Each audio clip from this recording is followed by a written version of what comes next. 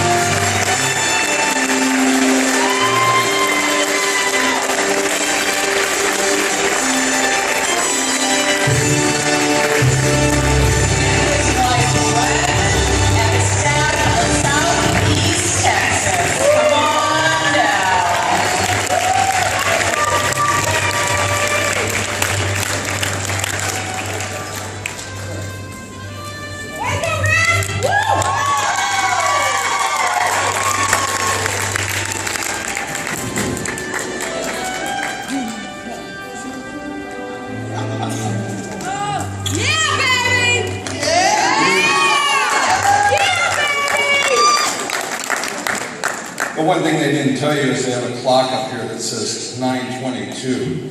I guess that gives me about 8 minutes. Anyway,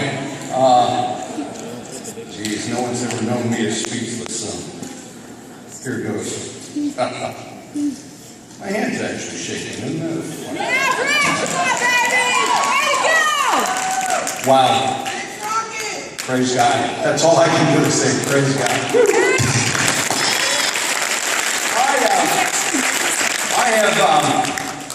I have a very blessed life. Geez, I've had so many friends in this audience that I just don't know actually what all to say, but I do need to say something first, and that is, this is not about me. I mean, it's really, and there's been so many people that have gotten up here and said this, but you don't accomplish this by yourself. I have an incredible team. Yeah! Way to go!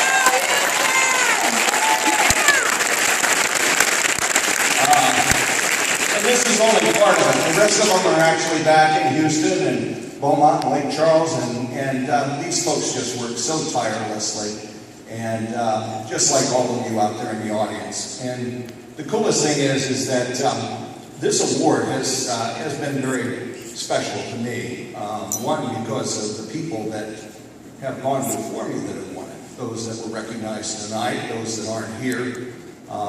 People that dedicated their lives.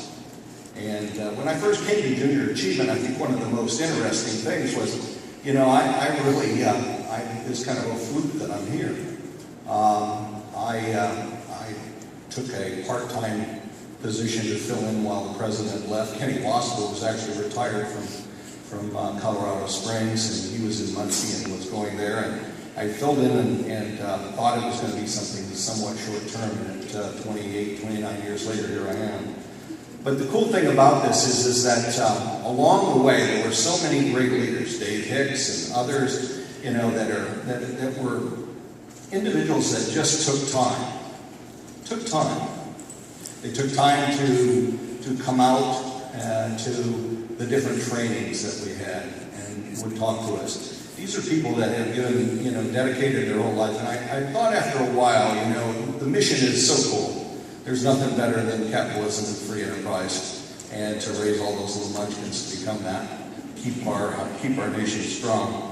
But what's really, really cool about it is to think that, you can bring a team of people together like this, a team of people like all of you that are sitting out there, and accomplish such incredible things for our young people. To see teachers' lives change because it's so hard for them. Many of you out there were once teachers, and obviously we work with them, but to try to help children to see the relevance of education. I hear so much now today about STEM, and the fact that there's one aspect of J. I don't know that we ever will be a STEM. I mean, there's a lot of components of it that we incorporate, But by gosh, you know, without the bridge to get there, all that knowledge to get into the business world, it wouldn't be possible for us to have such a great nation. So I'm very humbled by this. I would like my wife, Gwen, to please come over. Yeah, Gwen, yeah!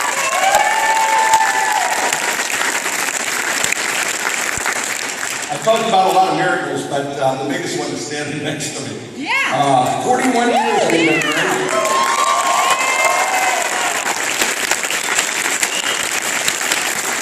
Jack, Jerry, and many people can attest that sometimes I'm not an easy guy to live with.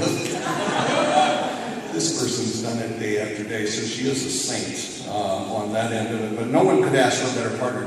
She supported me through all of this, and she's equally deserving of this incredible award. Because again, it just doesn't happen without a good family. And so, anyway, gotta take a deep breath.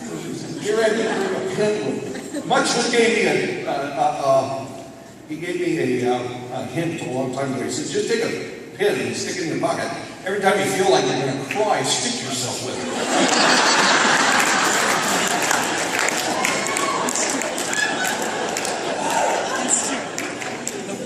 Much has taught me a lot. And many of my successes are due to his leadership for the many years that I worked with him, but I have not put a pen in my pocket ever. So, but one of these days I'll do it, I promise, big guy. But I owe a lot to Jerry. I owe a lot to a lot of people that are out there, but they're, you know, and I don't want to, I mean, if I started naming names, I'd be here, you guys would be here until tomorrow and miss your flight. But Jerry obviously played a big part in my role. He brought me back into junior achievement after I left. And then I had the pleasure to go to work in St. Louis. And I worked with just a terrific team that was there. Lori Jacob.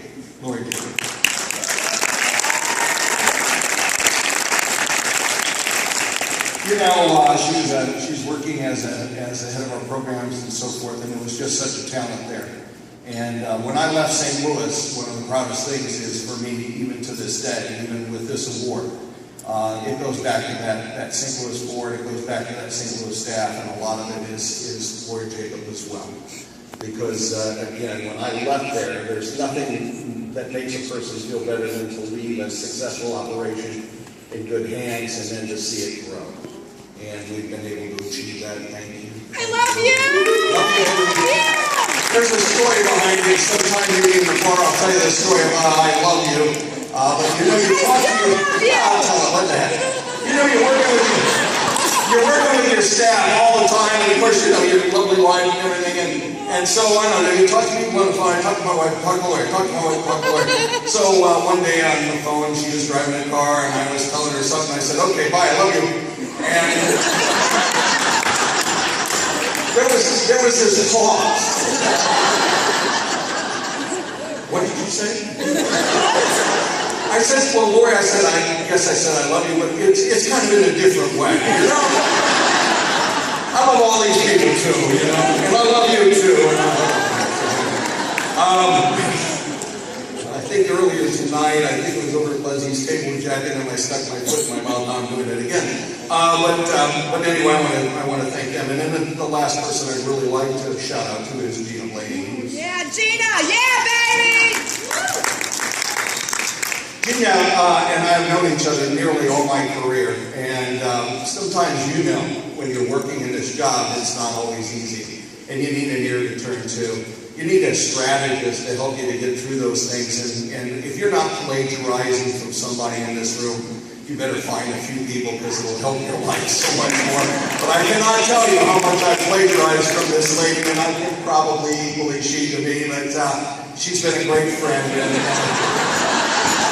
Anyway, I like to think so. But anyway, I want to recognize those folks and so many others. And of course, every one of the nominees, I have to tell you, all I can ask you is to please be gracious because I've sat in your seat and I know it bites to lose. But your day will be there, I promise you. I have a bunch of little candy balls up on my cubicle to prove it. So But anyway, I just want to close with just saying that I've been accused of drawing a few lines in the sand. And I think tonight I'm going to draw one of those. Don't worry, Jack, it's not that bad. I want to share draw the line in the sand is that how important the pioneers are. I mentioned a gentleman who passed away a number of years ago, Dave Hicks, but when I really started in this job, one of the things that helped me immensely was to have people that had been through it. And I will tell you, after all of the years I've been through this, there's nothing new in this job.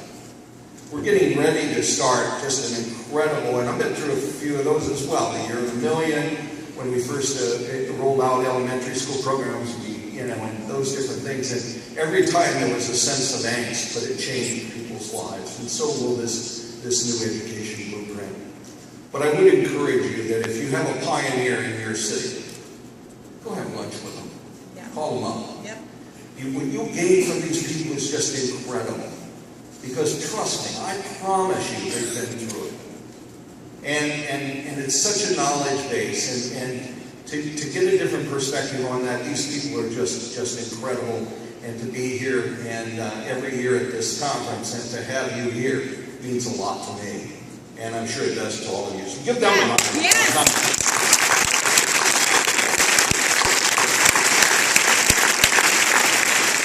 The other line in the sand is read Joe Franke's book, The History of Junior Achievement. I guess it's probably about 20 years dated. I don't know when he wrote that, but there's a lot of things that have changed. But as you think about this blueprint, you look at all of the challenges that Jay faced along the way. I think you can gain a few nuggets out of that, and gosh, it would be so worthwhile if you haven't done that. And anyway, I guess that's really about it. I don't want to take up too much time. I'm looking at the clock and I'm at 32, so I'm 2 minutes over. But for those that know me, my gosh, that's a miracle in itself.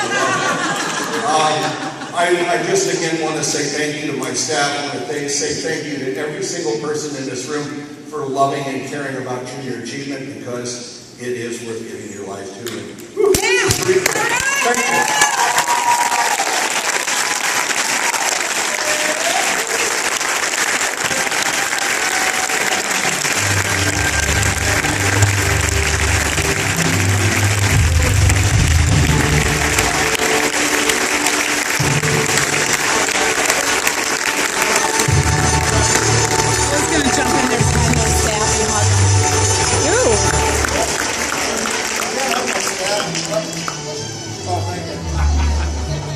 As we're having this little hug fest up here, we want to congratulate Don and Rick ourselves on what great accomplishments and commitment to the mission of junior achievement and their leadership. Not only do they perpetuate the great work that happens in their own communities, but the amazing work they do for all of us. Congrats, Rick and Don.